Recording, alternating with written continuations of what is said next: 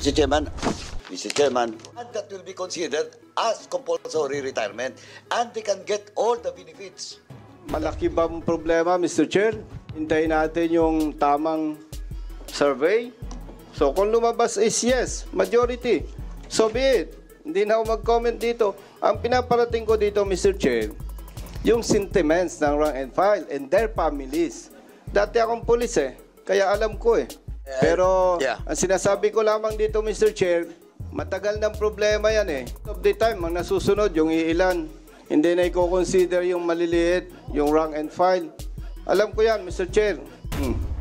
Okay. Dami nang ang kapalpakan sana, wag nating madaliin, Mr. Chair. Ang ano ko lang naman, Mr. Chair, is to conduct proper survey. Okay, Para lumabas Congressman yung... Cosita, with all due respect, Yes, Mr. Chair. kasi sinasabi mo na minamadali natin, we are not. As a